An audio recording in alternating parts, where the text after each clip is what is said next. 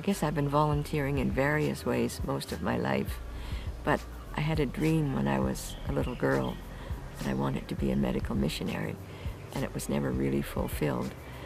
And one night in 2007, I was invited to go to a pancake supper at a church, not the one I attended.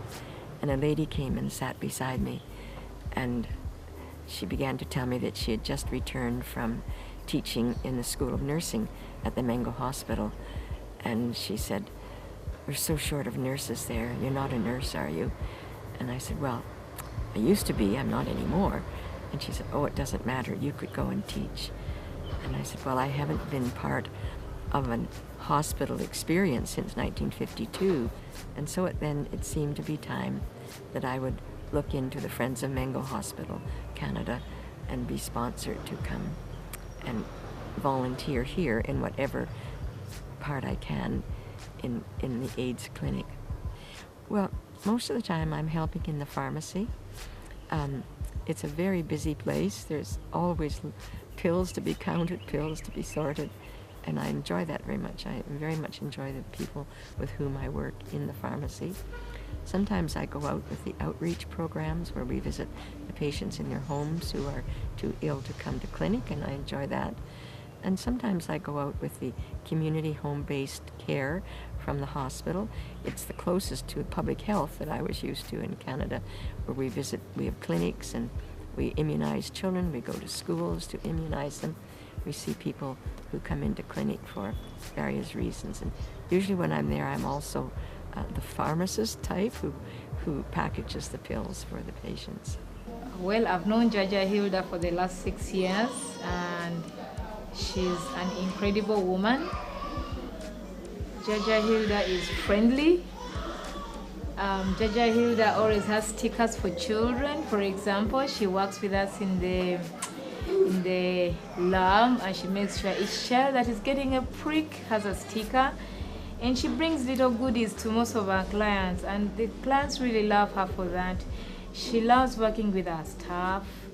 She appreciates us all in our different departments. So we have really been inspired by the love she has for Africa.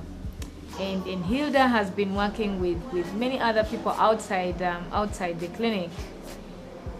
But each of her actions shows love for Africa, love for us, love for our clinic.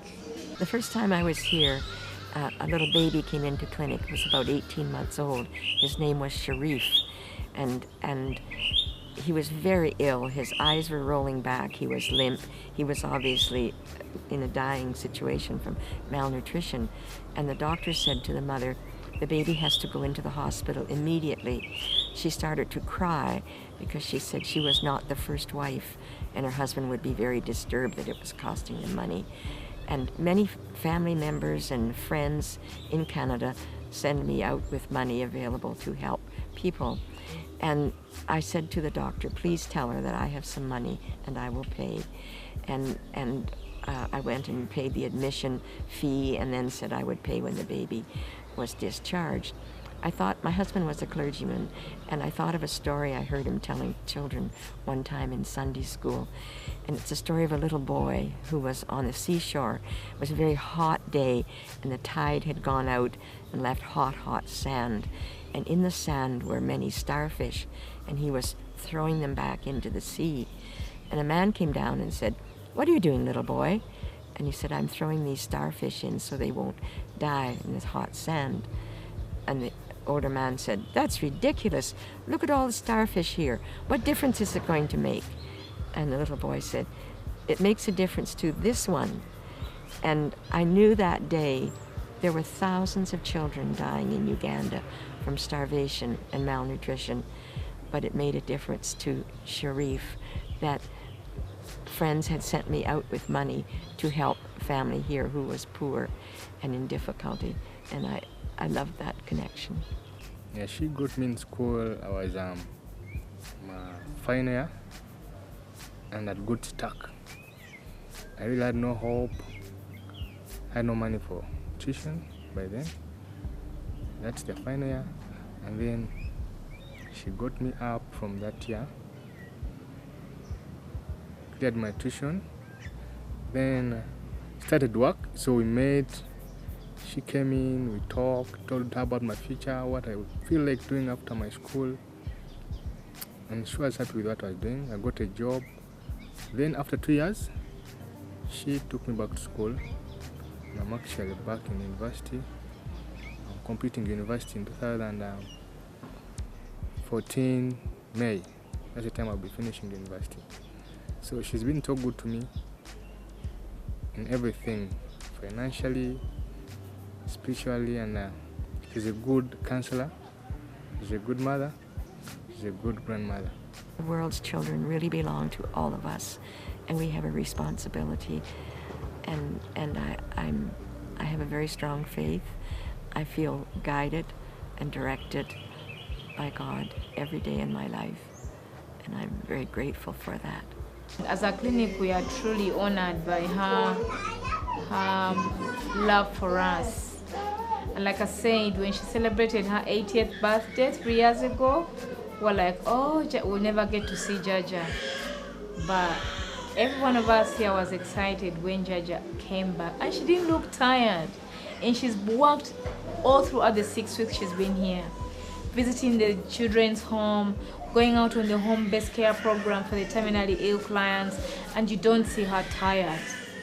You don't see her tired. So it's amazing. She's an amazing woman. We'll always cherish her. Jjajja Hilda, I'm so grateful for the work you have done, most especially for my family. You have catered for me, for my brother also, and for my mom, and I really wish you all the best. Even as you go back to Canada, I know you are still on my heart. I will never forget you.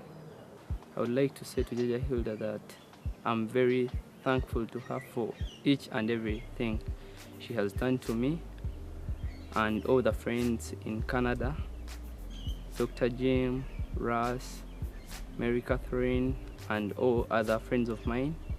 I'm very grateful, and I promise them to do a lot of good work in Uganda.